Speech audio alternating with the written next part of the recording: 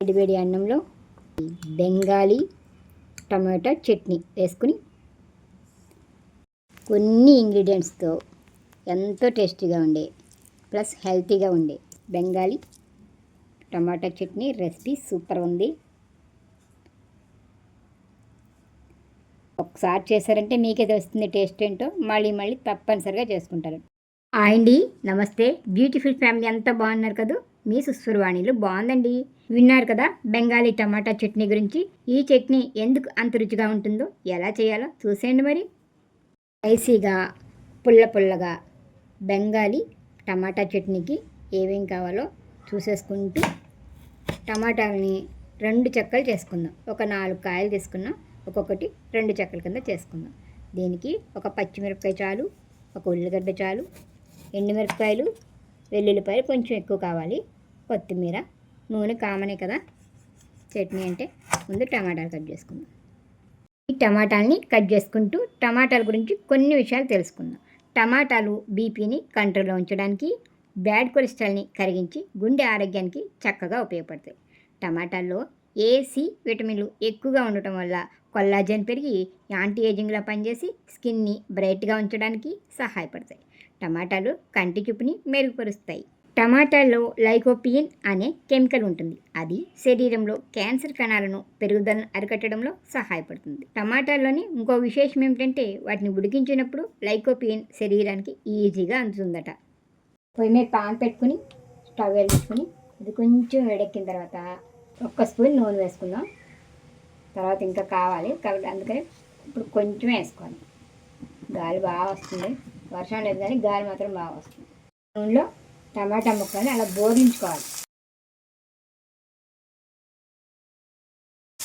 మీకు ఎంత చట్నీ కావాలంటే అన్ని టమాటాలు తీసుకోండి. నేను ఫస్ట్ టైం చేస్తున్నాం కాబట్టి కొంచెం తీసుకున్నాం. ఇప్పుడు వీటిని అలాగే నూనెలో మగ్గబెట్టుకోవాలి. ఎంతవరకు అంటే ఆ తొక్కలు నల్లగా అవ్వాలన్నమాట. టమాటాల్లో ఉండే ఫైబర్ వల్ల కాన్స్టిపేషన్ సమస్యని నివారిస్తాయి, డైజెషన్ బాగుండేలా చేస్తాయి. కలుపుకుందాం. కొంచెం అన్ని తిరగేసుకుని మళ్ళీ మరగేసుకుని ఇలా మొత్తం తొక్క కొంచెం బ్లాక్ అయ్యే వరకు మగ్గించుకోవాలన్నమాట. కావాలి అది నల్లగా అవ్వాలి. తేలంతా కొంచెం ఎక్కువ టైం ఇక్కడే పడుతుంది మనకి. అవనిద్దాం ఎక్కువ పలా. ఇటువంటి గరిట అయితే ఈజీగా వస్తుంది.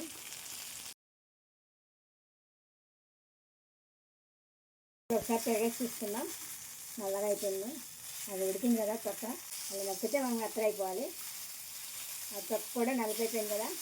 ఇప్పుడు స్టవ్ పెట్టేసుకుందాం. దాంట్లో నీరు ఉన్నంతసేపు చెట్టపట్లాడుతూ ఉంటుంది. ఇప్పుడు దీనిలో కొద్దిగా ఉప్పు వేసుకుందాం. మీరు పప్పు గుర్తున్నా ఇలా చెక్క పెరుగుతున్నా స్నాష్ చేసుకోవాలి. అలాగ మాడడమే ఈ బెంగాలీ చట్నీ స్పెషాలిటీ అంట. మెత్తగా మొత్తం స్నాష్ చేసుకుని తొక్క మనకు అలా సెపరేట్గా వచ్చేస్తుంది కదా, దాన్ని తీసేసుకోండి. మీ ఇష్టం, అది ఉంచుకోవచ్చు లేకపోతే తీసేసుకోవచ్చు.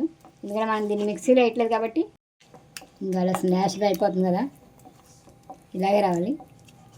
మిక్సీలో వేసామనుకోండి బాగా మెత్తగా వచ్చేస్తుంది కదా. ఇది కచ్చా పచ్చడి టైప్ అన్నమాట. బెంగాల్లో బాగా ఎక్కువ చేసుకుంటారంట. మనం కూడా ఒకసారి టేస్ట్ చేసేద్దాం. చల్లారుతూ ఉంటుంది. తర్వాత ప్రాసెస్ చూద్దాం. మనం ఇందులో చిన్న బాండి పెట్టుకుని స్టవ్ వెలిగించుకోవాలి. ఇప్పుడు ఇందులో కొంచెం ఎక్కువే ఆయిల్ పడుతుందండి. ఇప్పుడు ఇందాక మనం 1 స్పూన్ వేసుకున్నాం కదా, ఇప్పుడు దీంట్లో కొంచెం ఎక్కువ వేసుకోవాలి. వెల్లుల్లిపాయలు వేసుకుందాం. వెల్లుల్లిపాయలు ముక్కలు చేసుకుని వేసుకున్నాం మేము, లేకపోతే ఎగిరిపోతాయి.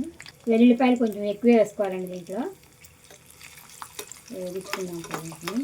ఈ వర్షాకాలంలో వెల్లుల్లిపాయలు ఎక్కువ వాడాలి. మనకు సీజనల్గా వచ్చే దగ్గులు, జలుబులు, జ్వరాలకి తగ్గిస్తుంది. వెల్లుల్లిపాయ ఇమ్యూనిటీని కూడా పెంచుతుంది మనకి. ఒక 6-7 ఎండుమిరపకాయలు వేసుకుందాం. అవి కూడా తుంచుకొని వేసుకోండి, లేకపోతే గింజ తగ్గితే. ఇప్పుడు వీటిని వేగించుకోవాలి. మిరపకాయలు తుంచుకొని వేసుకుంటే గింజలు కూడా మంచిగా వేగుతాయి. అవి కొద్దిగా వేగాలి. సిమ్లోనే పెట్టుకుని వేగించుకోవాలి. ఇవి ఉడకాలి, నూనెలోనే ఉడకాలి. అలాగైతే టేస్ట్ ఉంటుంది మనకి. ఇంకా వేరే తాలింపులు వేసుకోం కదా మనం. ఉల్లిపాయని గరిటతో కొంచెం ఒత్తుకొని చూడండి, నలిగిపోతే ఉడికిపోయినట్టే. స్టవ్ కట్టేసుకుందాం. బాగా అయిపోయింది కదా, దింపేసుకుని పక్కన పెట్టేసుకుందాం. ఇప్పుడు ఇది కాస్త చల్లారిన తర్వాత చేతులతోనే మెత్తగా స్మాష్ చేసేసుకోవాలి. దీన్ని మొత్తం కొంచెం చల్లారనిద్దాం.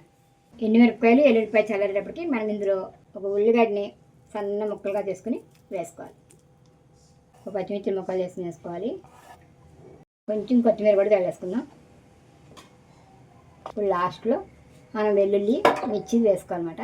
ఇది చల్లబడింది కదా, చేతితోనే స్మాష్ చేసుకోవాలి. మిక్సీలో వేసుకుంటే మళ్ళీ మెత్తగా పేస్ట్ అయిపోద్ది కదా, చేస్తే మొత్తం వేసుకొస్తుంది. వెల్లుల్లి ఈజీగానే మెత్తగా అయిపోతుంది, కానీ ఇది మాత్రం కొంచెం కష్టం అవుతుంది. అలా చిన్న చిన్న ముక్కలు ఉండేలాగా స్మాష్ చేసుకోవాలన్నమాట. ఏదన్నా పులుసులు, సాంబారు ఇలాంటివి చేసుకున్నప్పుడు ఇలాంటి చిరు పచ్చళ్ళు ఉంటే చాలా బాగుంటుంది. టమాటా పచ్చడిని వేరుగా చేసుకుంటాం. ఇవాళ ఇది చేసి చూస్తున్నాం. వారంలో ఒక పచ్చడి, రోటి పచ్చడి ఉంటుంది నాకు. ఈ వారం ఇది మాట. ఇలా పిసుకుతుంటే ఎండుమిరపకాయలు, వెల్లుల్లి మంచి వాసన వస్తుంది. ముందు మనం అన్నీ రెడీ పెట్టేసుకుంటే చాలా ఈజీ చట్నీ. ఎండుమిరపకాయలని నూనెలో వేపుకున్నాం కదా, అందుకనే వెల్లుల్లిపాయ కానీ ఎండుమిరపకాయ కానీ అంత ఘాటుగా లేవు, కారం కారంగా. మనకు పచ్చడేమి అంత కారం అనిపించదు.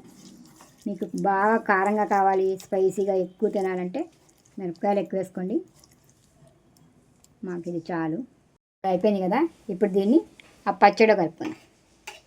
ఈ టమాటా పచ్చడిలోకి ఆ తాలింపు వేసుకోండి.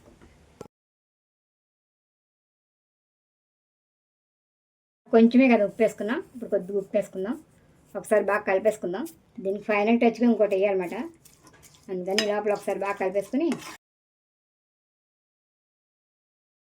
ఉల్లిగడ్డ ముక్కల్ని మనం గోంగూర పచ్చడిలో కూడా అలాగే పచ్చి చేసుకున్నాం కదా, అవి ఊరి పుల్లగా బాగుంటాయి. సేమ్ ఈ పచ్చడి కూడా అంతే, ఆ టమాటా పులుపుతో ఊరి బాగుంటుంది పుల్లగా. ఇగో దీన్ని ఇప్పుడు ఫైనల్గా కొంచెం నిమ్మరసం వేసుకోవాలి. ఇప్పుడు మనకి ఈ పచ్చడి పుల్లగా కారంగా చాలా బాగుంది టేస్ట్ మాత్రం. దీన్ని ఒకసారి ఇప్పుడు అంతా బాగా కలిపేసుకుందాం. అయితే మనం భోజనాలు చేసే టైంకి చక్కగా ఊరుంటాయి ఉల్లిపాయ ముక్కలు, అన్నీ బాగుంటాయి. పంటి కింద వేసి నవ్వుతాయి. చూసారు కదా, ఎంతో రుచితో పాటు ఎన్నో ఆరోగ్య ప్రయోజనాలు ఇచ్చే బెంగాలీ చట్నీని. టమాటాల్లో క్యాలరీస్ చాలా తక్కువ, కాబట్టి బరువు తగ్గాలనుకునే వారికి ఈ టమాటా చట్నీ బెస్ట్ ఫుడ్ అని చెప్పొచ్చు కదా. ఈ టమాటా చట్నీని మీరు కూడా ఒకసారి ట్రై చేసి రుచిని ఆస్వాదించండి. మరి మీ ఇంట్లో టమాటాలని బాగా ఇష్టంగా తింటారా? కామెంట్లో షేర్ చేసుకోండి, నాతో తెలుసుకుంటాను.